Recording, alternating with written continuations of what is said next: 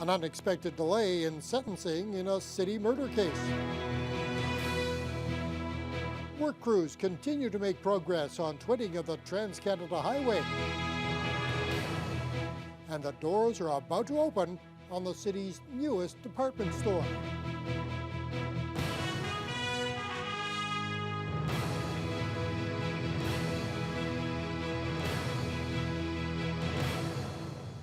Good evening and thank you for joining us. Well, in a surprise move, today's scheduled sentencing of a man convicted in a Thunder Bay homicide case has been delayed.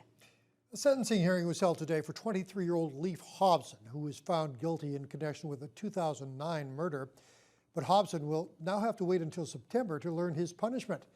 Both the Crown and the defense have told the court that Hobson should receive a life sentence with eligibility for parole in 15 years.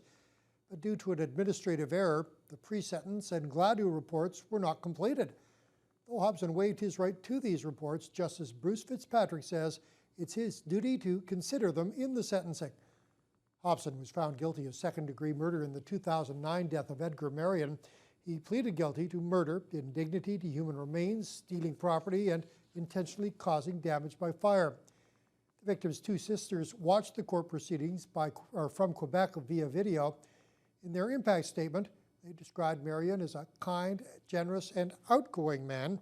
One of the women writes that she's been left with feelings of sadness, loneliness, and trouble concentrating, and concludes saying, "I'm at a complete loss to understand how someone so young could value life so little." The case has been adjourned until September 9th. It's been a long haul for the Northwestern Mountain Escarpment Protection Committee, but they're still confident the Big Thunder Wind Park will not get a green light. The period for public comment on Horizon Wind's renewable energy application ended on June 22nd. Now the Ministry of the Environment has to make its final decision on the project, something that's not expected to be released until the fall. Matt Scooby has more on the committee's final efforts in this 4-year-long battle. Armed with their own studies and plenty of support from community groups, Irene Bond and the Northwestern Mountain Escarpment Protection Committee completed what they're hoping will be their final submission against Horizon Wind's renewable energy application. That includes a study on the noise analysis. The noise model that they use, the computer model, is inappropriate for this site because of the cliffs that you see. So that was number one, and our expert also said that it would not be to the MOE's 40 decibel standard. So the noise is a major issue. In addition, Bond points to a flawed wildlife study and a lack of consultation, all of which went into their comments for the Ministry of the Environment to review. She also reveals that it took Horizon 3 years to respond to 16 concerns expressed by the city about the project. The response was received early last month, too late for the public to review it. And she's also critical of how the city has handled the process. Their response has been muted as a result of the lawsuit, and council has been advised not to comment on this project. A ministry spokesperson says they're completing their own technical review, which means going over all of the public feedback and comments. Bond expects a decision in September or October. If it's approved, there will be a review tribunal, and based upon a precedent set on Wednesday, Bond says it could be a last resort. The Ostrander Point project, which has been in the works about as long as this one, and was approved in December, was reversed. The opinion of the tribunal was that this natural environment was not an appropriate site for industrial wind turbines. So if worse comes to worse, we will be ready for that. Matt Scooby, TBT News. Hundreds of millions of dollars worth of upgrades to the Trans-Canada Highway in our region continues to move forward. Work on Highway 1117 from Thunder Bay to Nipigon is back in full swing this summer. Now, last year saw the completion of the first interchange in northwestern Ontario at Hodder Avenue. Dennis Ward has more on what's ahead. The project many had been calling for decades continues to move forward. The Ministry of Transportation's Wayne Prestansky believes that the funding falls into place. A 100-kilometer stretch between Thunder Bay and Nipigon will be completely four-laned by 2023. Some of the existing highway will be used as either the east or westbound lanes, and other sections, 2 new lanes will be built, and in some areas we'll have totally four-lane new sections. A good example of that is The Mackenzie to Birch Beach section is all totally new 4-lane section. The Mackenzie Station to Birch Beach construction is expected to wrap up in August. That will see the current highway become the new Lakeshore Drive. Design work is being completed on an area between Red Rock and Nipigon, with development pegged for 2015. Tenders on another project, the Nipigon River Bridge, just closed. An announcement on the contract for the undertaking, the first and only stayed bridge in Ontario, is expected soon, says Prestansky. He says roughly $410 million has been committed to all of the work. It's been a huge boost to the economy, providing hundreds, if not thousands, of local jobs. The local pavers, we have a couple companies there. All the aggregate pits are here. You have your concrete specialist works, a lot of truckers, industry. They use all most of the workforces that work on these jobs are usually local. Dennis Ward, TBT News. Fire crews were called to Mission Island terminals around 10 a.m. for an industrial fire. First crews on the scene saw smoke coming from the cyclone system for the pellet plant. The fire on the 3rd floor was knocked down but spread through some equipment to the 4th floor. The incident was quickly under control with no injuries reported. Unionized workers with Anishinaabe Family Care, or Delico Family Care rather, will be heading to the picket lines on Monday. 2 weeks ago, the employees rejected the agency's last contract offer, and since then there has been nothing new forthcoming from the employer. The workers' contract ran out on March 31st of 2012, and they have been bargaining ever since. In the past 14 months, CEP union members went through a change from federal to provincial jurisdiction, which gave them the power to take a strike vote. Since then, they've met with government-appointed facilitators and mediators, but nothing has been resolved. CEP National Representative Marvin Papisa says there are indications the Delico management team has some contingency plans in place for the children in care. No details have been released, and Papisa says his workers are prepared for a long strike. I hate to make a reference that the people are excited about it. Some of those workers have worked in other locations where they've been on strike before, not many of them. The demographics is, I would guess, around 80% female. And we had meetings this week with our strike committee. We're going to have 28 people on the strike committee, 28 picket captains, and again covering not only Thunder Bay but the district. Papisa says picket lines will go up Monday in Long Lac, Marathon, Armstrong, Nipigon, and at 2 locations here in Thunder Bay. As the warm temperatures continue, the Thunder Bay District Health Unit is warning people against leaving children or pets unattended in vehicles. In the last couple of weeks, 2 young children lost their lives in Toronto and Edmonton after being left alone inside hot cars. The health unit says in a matter of minutes, children and pets can begin to display symptoms of heat exhaustion. Elderly people can also be susceptible to the heat. While enjoying the summer weather, people should also be aware of the higher temperatures. Public health nurse Susan Trevison says that there is plenty that can be done to cool down as people take advantage of the nice weather. Drinking lots of water and avoiding peak temperature times is recommended. Trevison wants to stress that under no circumstances should a child be left alone in a car on a warm day. With the sun beating down and the temperature starting to go up, it can take as little as 20 minutes for the temperature to reach in the 40s, if not 50-degree range. It can take only 10 minutes for symptoms to start to occur in a child or a pet. Trevison says to avoid being in the sun between 11 and 4 and to always wear sunscreen of SPF 30 or higher. In less than 2 weeks, Thunder Bay shoppers will have a new department store to visit. The Target store at the Intercity Shopping Centre will open its doors July 16th. The company made that announcement this morning. Employees of the store can be seen today coming and going as final preparations are being made for the opening. 17 other Target locations in Southern Ontario, Saskatchewan, Alberta, and BC will also open for business on the 16th. It's all part of the company's plan to open 124 new stores across Canada throughout 2013. The Northern Policy Institute has found its leader. Halifax-based Charles Kurtwill has been named president and CEO of the regional think tank, a key of the growth plan for Northern Ontario. Kurtwill presently heads the Atlantic Institute for Market Studies. The Northern Ontario Policy Institute is an independent, not-for-profit organization designed to monitor the implementation of the plan and help make provincial policy recommendations to the province. The institute is being overseen by Lakehead University President Brian Stevenson and Laurentian University President Dominic Giro. Kurt Will says he'll be based in Thunder Bay. Starting college or university can be an intimidating experience. New classes, finding your way around campus, even learning a new city can be overwhelming. But Lakehead University is trying to ease that transition. LU's Student Success Center is currently hosting EDGE 2013, this year's early orientation program.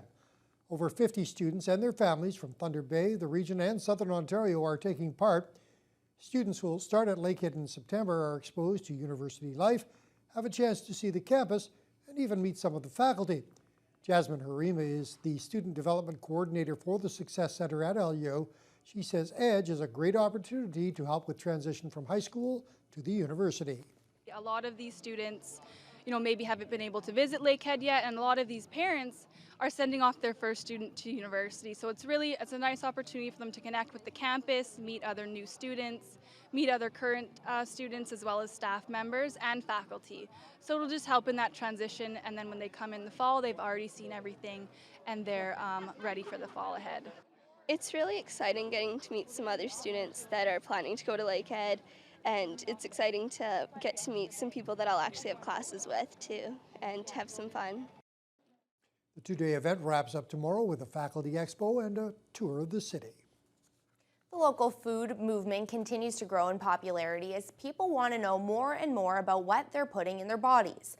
The Thunder Bay District Health Unit and Food Action Network have launched their annual Get Fresh Thunder Bay campaign, featuring the 6th edition of the popular Get Fresh Guide to Local Food, Restaurants, and Caterers.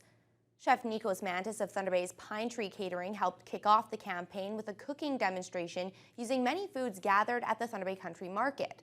Mantis says purchasing local food isn't just good for Thunder Bay's economy, it's also pretty good for your taste buds. For the most part, people are really surprised when they eat that fresh local ingredient to go, wow, that's what a tomato is really supposed to taste like, or that's what a farm fresh egg tastes like from a chicken that is living a happy life or whatever. So as we go, it seems to kind of educate people, and they get really turned on about what local food is and really the quality that's there. It's fresh and it tastes great, and it also benefits our local producers, our local economy, and it also doesn't travel as far, so it benefits our environment. The demonstration is the first of many weekly fresh food workshops to be held in the city throughout the summer. The full schedule, as well as the Get Fresh Food Guide, is available online or at the Thunder Bay Country Market.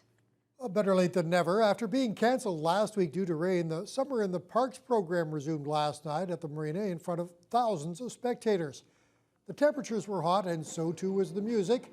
The weekly summer concert series runs every Wednesday night through August 14th, weather permitting. And the park was packed last night with people taking advantage of the gorgeous evening. But it's not just the music and the atmosphere that get them out to Summer in the Parks, according to the coordinator of the event, Jean-Paul de Rouver. When we ask people why they like coming to these events, it's because they get to see people they haven't seen in years. Some people get together every Wednesday just to meet with their old friends. New families just beginning, old families are still getting together. It's a great tradition for a lot of families. The free event runs every Wednesday evening from 6 until 9 o'clock. Every year it draws thousands of music lovers from near and far to Thunder Bay's waterfront. We're now less than 24 hours away from this year's edition of Blues Fest. Crews are hard at work building the stage and the mix tower. Organizer Trevor Hertig says they're on track for completion well before tomorrow's opening act, which is scheduled to hit the stage at 5 o'clock. Other good news for concert goers. For the first time, Blues Fest patrons will be allowed to bring their own water bottles to the event. That's a change from years past, but there is one stipulation. It has to be empty. If it's not empty, it'll either be rejected or they'll have to empty it before they can come in. And then the City of Thunder Bay provides a refilling station right over by the washroom area on site here. And so there is that option that you can stay well hydrated.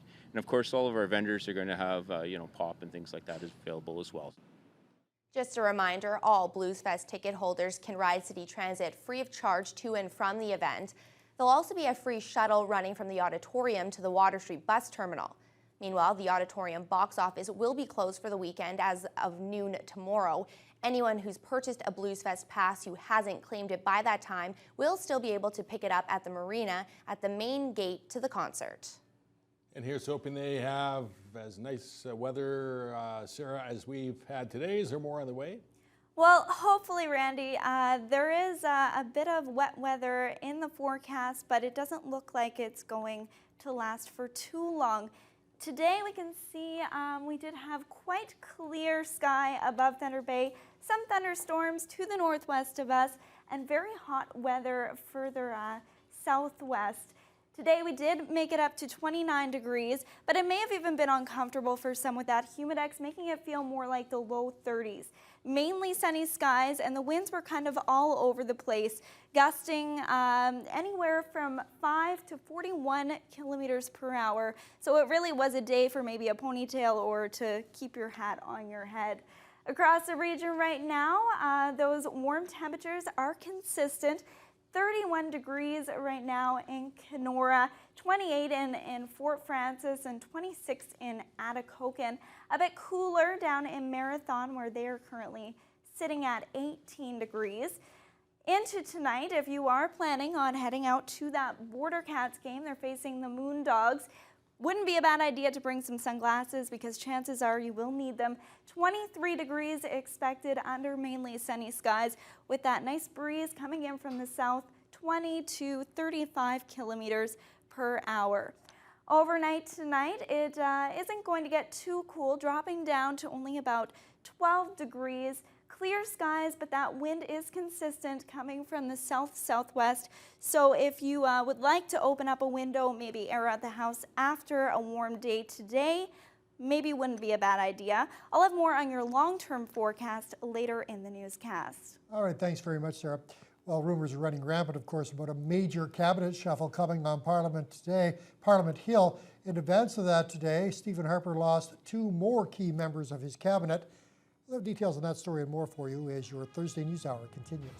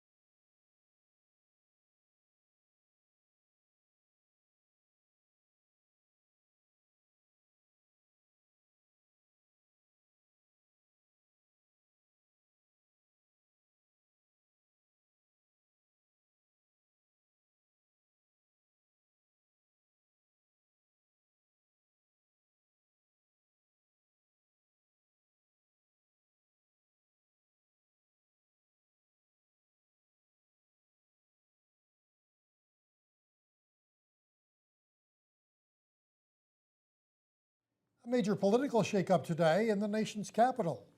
Two well-known federal conservatives have announced they are stepping down. Marjorie Le Breton is leaving her job as government leader in the Senate, where she's been for more than 7 years. Stephen Harper said he'll talk to his party over the summer to decide on a replacement. Meanwhile, another member of his cabinet, Alberta MP Diana Blonsey, says she's not running again, but she will stay on as MP until the next election. Spirits may be dampened in Calgary following the recent flooding, but that's not stopping the city's annual stampede. Organizers today say the show will go on, but it will be scaled back a bit. Carolyn Dunn has the latest. There's never been this much sweat equity invested in getting the Calgary Stampede open. Then again, the greatest outdoor show on earth has never come this close to not being a show at all. I mean, we had a huge flood here in Calgary, as you know, and just like a lot of other businesses and homes and organizations, it knocked us on our butts for a little while. This is what the grounds looked like less than 2 weeks ago, submerged in 2.5 meters of water.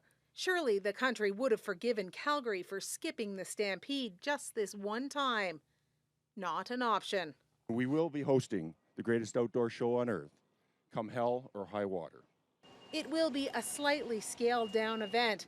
The big concerts have been canceled, fewer on-site vendors, and a couple events had to be axed. But the show will go on. And we're inviting the world to come see our facilities, our hotels, our attractions that are all open, but also to witness for themselves the spirit of this great place and what we've accomplished together. A celebration, to be sure, but mindful that there are neighborhoods and even entire communities across southern Alberta still devastated.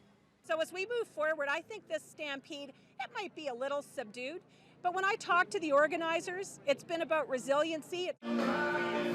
It's also about giving. Turns out traditional stampede breakfasts are the perfect place to raise money for those in need. Even on his first day off in a while, emergency planner Jason Cameron brought young daughter Josephine out to give. Well, we've been working at SEMA all week, and so this is our first day out with Dad for a couple of weeks. And she understood why Daddy was gone, but she didn't understand how other people need help too. So, right? Yes. Carolyn Dunn, CBC News, Calgary. The new interim president of Egypt was sworn in today, and the army wasted no time rounding up leaders of the Muslim Brotherhood in the wake of yesterday's coup. Al Ayad has the latest from Cairo. In a matter of just a few hours, one Egyptian president was deposed and put under house arrest, and another one was sworn in just this morning. Adli Mansour is the new interim president here in Egypt, and as you can see, Tahrir Square still celebrating 24 hours after the decision was made. Now, a lot of people we spoke to today expressed concern that the military was once again wading into the political arena here in Egypt. But on the other hand, many of them defended the decision and said that it was the lesser of two evils, that they preferred this scenario, whether they would call it a military coup is one thing or not, but they would prefer this scenario than continue to have the Muslim Brotherhood and Mohammed Morsi in power. The army was very visible today, not at the swearing in of the interim president, but certainly in the skies where jets flew over several times showing the colors of the Egyptian flag. But also on the ground where pro-Morsi supporters were still gathered. There were tanks and APCs and soldiers and riot police surrounding some of those sit-ins.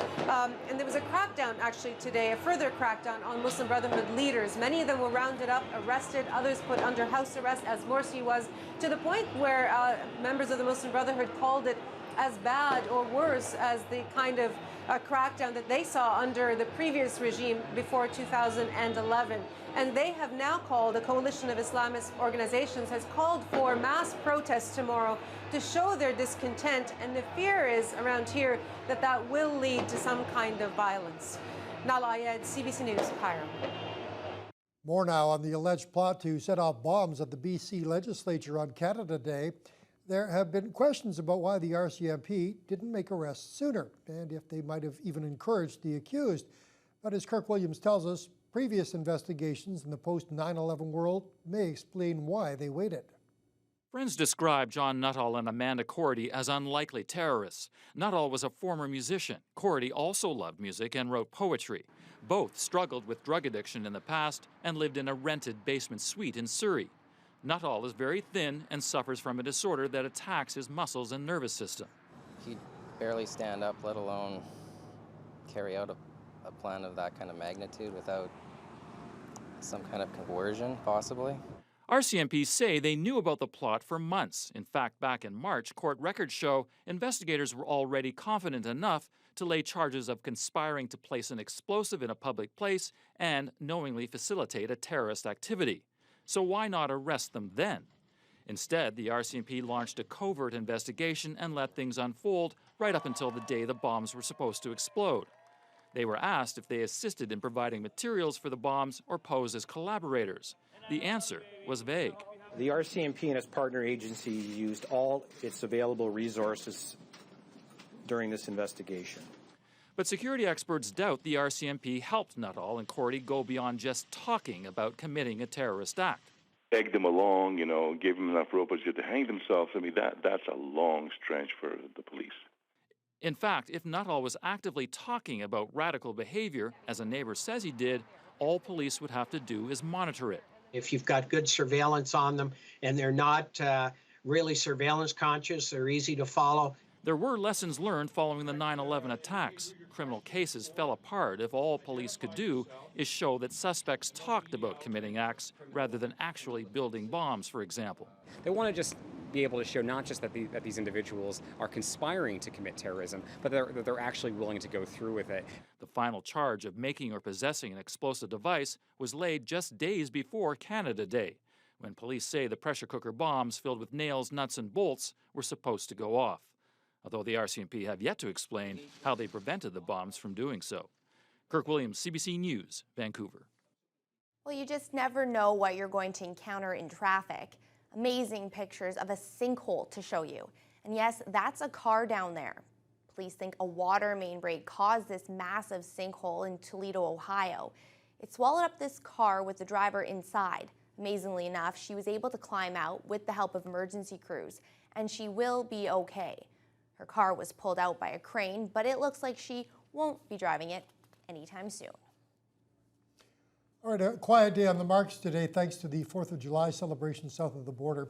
In Toronto, the TSX Composite Index up almost 21 points to 12,166, and the Canadian dollar dropped a tenth of a cent. It closed at 95.05 cents US.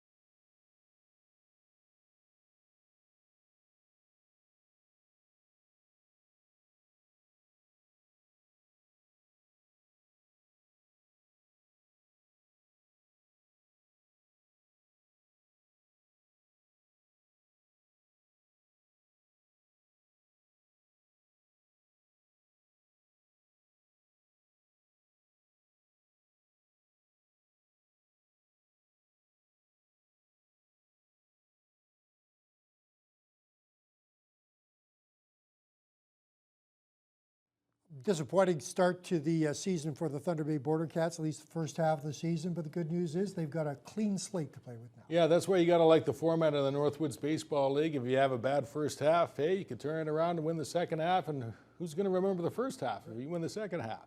Well, your Border Cats will open the second half tonight at Port Arthur Stadium, 7:05 against Mankato. The B-Cats closed out the first half last night with a 13-22 record as they lost 9-8 in Alexandria. Tyler Duplantis homered twice while Kyle Hahn went deep for the first time in a losing cause. Waterloo, by the way, would be crowned the first half champs in the North Division. In the majors last night, the Tigers would tee off on Jay starter Josh Johnson in the second. Johnny Peralta starts the scoring with a base knock to center. That will deliver the fleet-footed Prince Fielder. Later in the inning, it's hammer time as Alex Avila parks a fastball over the wall in left center. It's a 3-run shot. His 6th round tripper, 4-zip Detroit. Bottom 2, Tigers outfielder Austin Jackson. Watch him rob JP Irincibia of a homer with a leaping catch at the wall, much to the delight of Tigers starter Max Scherzer. And the hole will get deeper for the home team in the third. Victor Martinez slaps his single up the middle. Torrey Hunter jogs in. It's 5-zip. Off to the 5th. The visitors tack on another run as Martinez muscles his 7th big fly to right off Johnson. It's all Detroit in this one. They take it 6-2. Tonight in the series finale, it's Esmail Rogers at 3-3, going for the Jays against Justin Verlander. The Lakehead Thunderbolts hockey team has recruited OHL veteran forward Cody Alcock. He spent the last 2 years with Kingston and would score at least 20 goals twice. NHL news, Dallas and Boston have made a 7-player swap. The big names involved have Tyler Seguin and Rich Peverly off to Dallas. The Bruins get Louis Eriksson and Joe Morrow. By the way, Montreal has just signed forwards Danny Briere to a 2-year, $8 million deal. And the Leafs have bought out center Mikhail Grabowski's contract. He had 4 years left on it. Over at Wimbledon, Sabina Lisicki has become the first German to reach the women's final since Steffi Graf in 1999, upsetting 4-seed Agnieszka Radwanska in 3 sets. She would overpower her opponent at the start, winning 22 of 30 points on her serve. Then it became a battle of attrition, with Lisicki taking the third and deciding set 9-7. She will face Miriam Bartoli for the championship on Saturday. Bartoli cruising by Kirsten Flipkins in straight sets, 6-1, 6-2. She reaches the Wimbledon final for the first time in 6 years.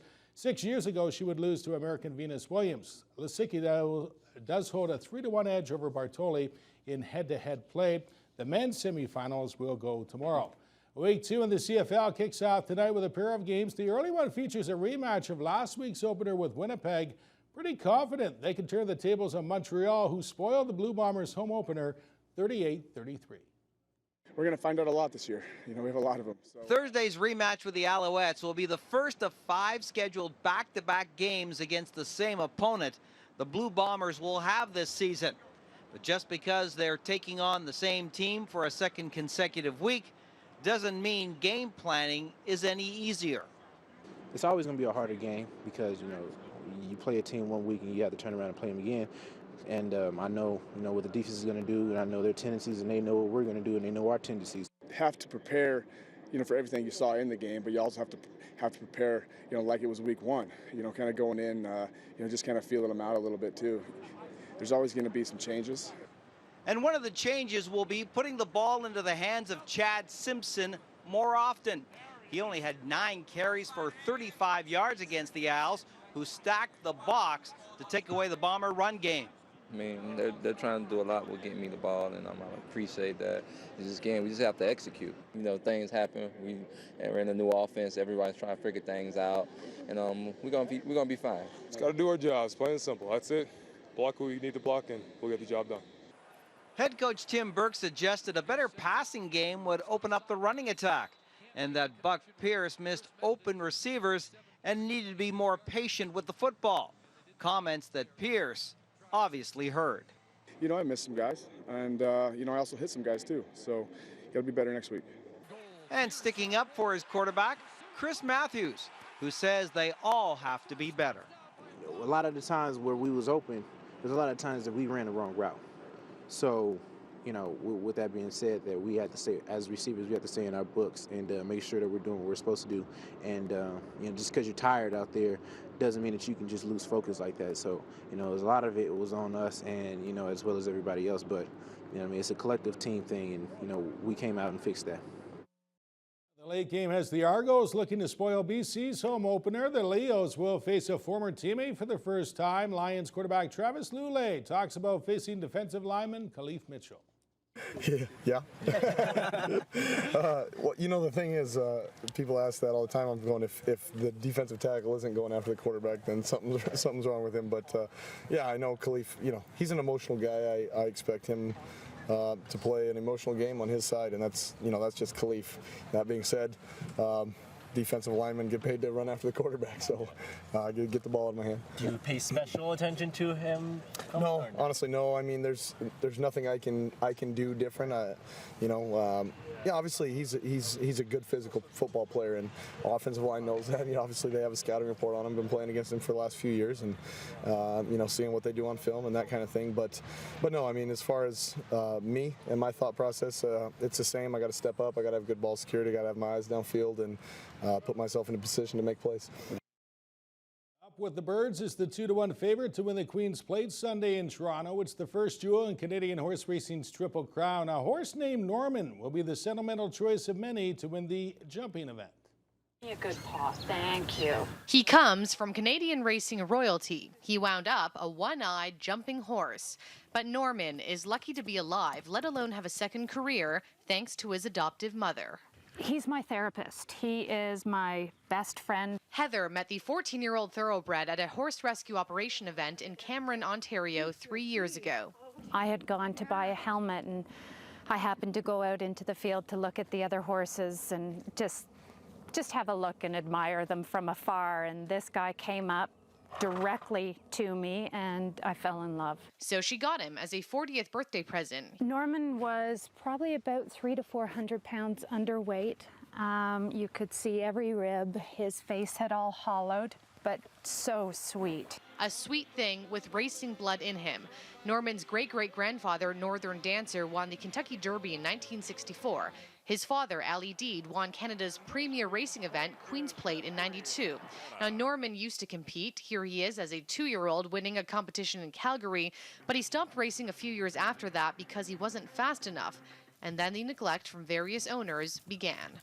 The toughest decision came when Norman had a serious eye infection in 2011. Heather was advised to put him down, but she chose to have his eye removed instead of euthanasia, something that has not hurt his jumping career. I hope that people see that other horses that come off the track can have great second careers. He is set to compete at Queen's Plate on Sunday and is the inspiration behind Heather's children's book. I think it teaches children that no matter what the obstacles that they have in life, whether it's a physical disability or a mental disability, they can overcome it and they can still achieve whatever they want to achieve in life. And the Boston Celtics have named Butler's Brad Stevens as their new head coach. He's guided the Bulldogs to the NCAA college final twice, and the first Canadian ever to be picked first overall in the NBA draft. That's forward Anthony Bennett returned to his roots today, visiting the area he grew up in, which is regarded as one of Toronto's roughest neighborhoods. We get more in this report. Please give it up for Mr. Anthony Bennett. Fresh off being chosen #1 in the NBA draft, Anthony Bennett wasted no time going back to where it all started, at the Boys and Girls Club at Jane and Finch. You know, I used to go to that school right there, Yorkwoods, come over here to the Boys and Girls Club, you know, so it was just a great feeling to come back. This is actually the place Bennett learned to play basketball, something that would lead him to fame as the #1 pick in this year's NBA draft, something no Canadian has ever done before. But for today, squeezing in rare time with loved ones is a priority. It's been great, actually. You know, coming back home, seeing family, friends, just chilling, because I don't really see them a lot. Bennett credits his mom for his success. She worked 2 jobs and kept him out of trouble. What they normally say, Jane and Finch, nothing good comes out of Jane and Finch. Then they say he's a proven image of that. And see, nothing is impossible. Even in the pouring rain, an entire community has come out to say hello to Anthony Bennett. Kids, grown-ups, fans, just goes to show how important he is to this community. 1, 2, 3. Just the fact that he knows that he can go all around the world, but he chose to come here in Jane and Finch. It means that I could do it too. He's showing that no matter where you're from, like what you do, how tough your life is, you can still make it big. Bennett can't stay long. He's heading back tonight to train with his new team, the Cleveland Cavaliers, but not before leaving a lasting impression on a new generation. Marivel Tarouk, CBC News, Toronto. It'll be slam dunking in no time. You bet. Thanks very much, Randy. Some great comedies kicking off tonight's lineup. With more, here's Teletalk. Tonight on Global Thunder Bay at 8, it's The Office, as Angela seeks revenge on Oscar while Phyllis and Stanley put the squeeze on Jen. Then at 8:30 on Happily Divorced, Fran finds new love at a pizza joint. At 9 on Elementary, Holmes and Watson look for a blackmailer's accomplice.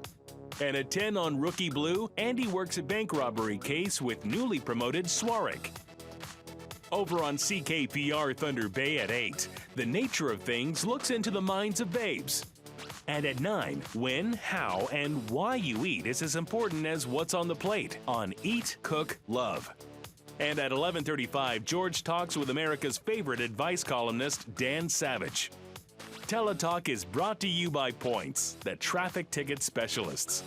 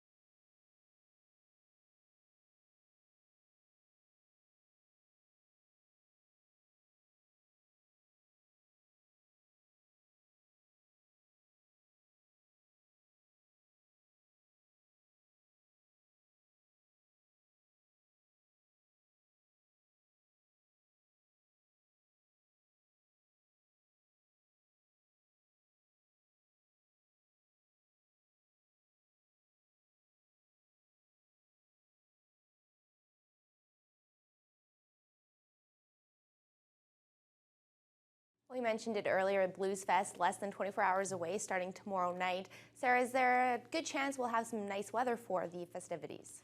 Hopefully, it looks like we could be having a few pop-up activities of some wet weather, but I'll talk a little bit more about that. Doesn't seem like it will interfere too much with anybody's plans. Today we did get up to 29 degrees. That humidex making it feel more like 31 under mainly sunny skies, and the winds gusting up to 41 kilometers per hour.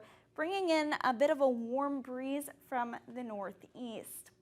Across the country today in Vancouver, seasonal temperatures, they're looking at a risk of thunderstorms up in Prince George. We can see some cloudy skies over there. In Calgary, they're under a severe thunderstorm watch, 22 degrees right now. As we look into the prairies, Regina, Saskatoon, it was a hot day today. It's starting to come down a little bit, but that humidex had it feeling more like 35 in Regina today.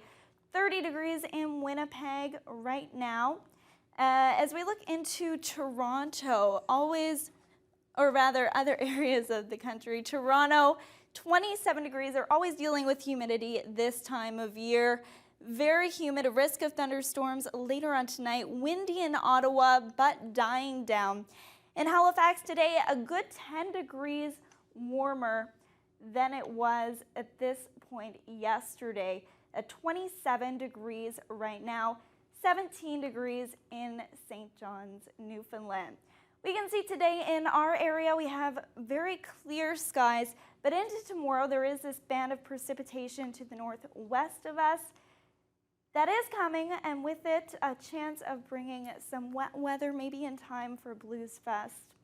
Overnight tonight in the region, temperatures dropping down mid to high teens, and a bit of thunderstorm activity likely in the northern parts of the region. Into tomorrow, those temperatures are going to rise quite a bit, and the chance of thunderstorms is still a strong possibility. Thunder Bay at this hour, we're still at 27 degrees, so that's quite warm under mainly sunny skies. The winds are coming from the south, so a warm breeze up to 27 kilometers per hour. Overnight tonight, that temperature dropping down to 12 degrees under clear skies. The wind still coming from the south-southwest and gusting from 12 to 28 kilometers per hour. As we start our day tomorrow, the day that Blues Fest kicks off, 9 o'clock in the morning, thunderstorm, there is a possibility. It looks like that is earlier in the day. As we get into 1 o'clock, mainly sunny skies and expected to be about 24 degrees. By 4 o'clock, people start setting up their lawn chairs, a few clouds, and 26 degrees is expected. Into the weekend on Saturday, we can see the precipitation, the humid temperatures. That's expected to continue with 23 degrees expected on Saturday, sun and cloud mixture into Sunday. To start off your work week on Monday, partly cloudy skies and about 23 degrees. Into Tuesday, those temperatures are expected to stay around mid to high 20s, 26 expected on Tuesday, and quite nice with just a little bit of cloud. So for the most part, not too bad for Blues Fest weekend. I expect that if we do get any rain or thunder shower activity, it will be short-lived and mostly just pop-up activity. And that's your weather forecast.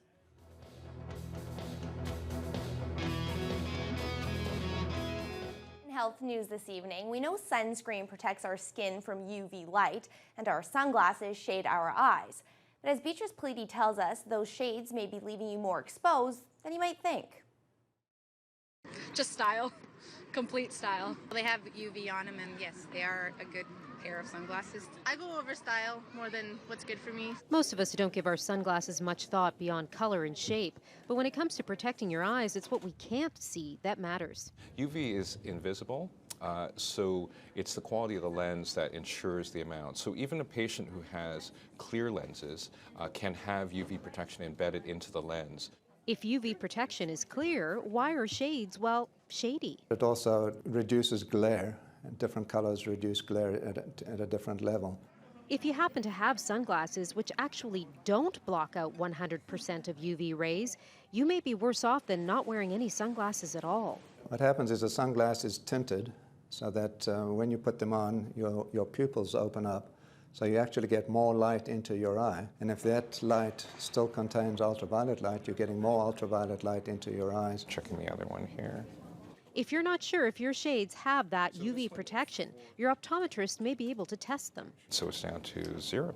So that essentially means that this is not allowing any of the UV spectrum that it's testing through. Generally speaking, gray, brown, amber, or green lenses provide the best protection. Be careful not to get glasses that are too dark, because it can then distort or change the vision that you're seeing, and you might miss things like traffic lights. Long-term UV light is associated with eye diseases, including age-related macular degeneration and cataracts.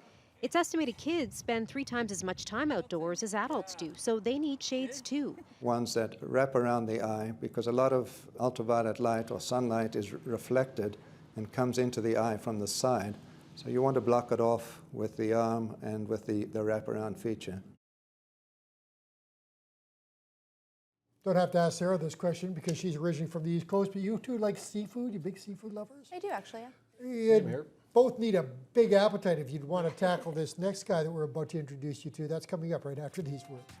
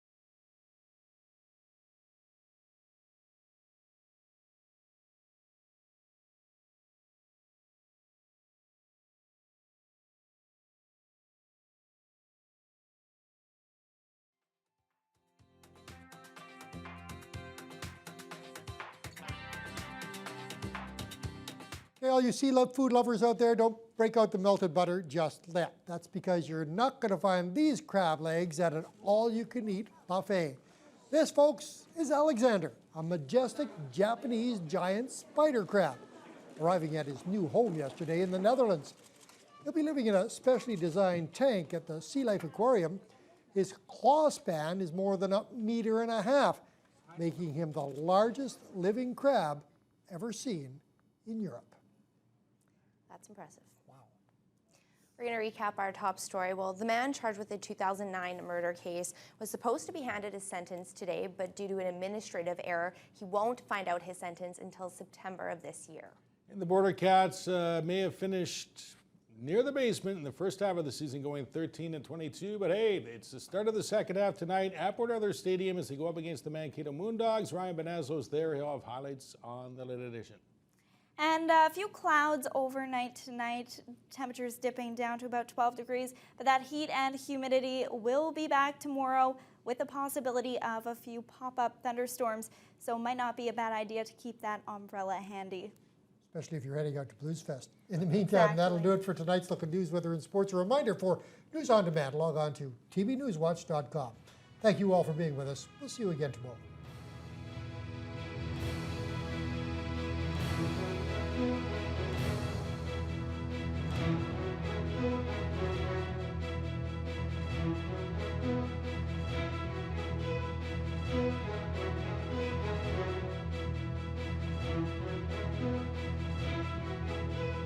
Thank you.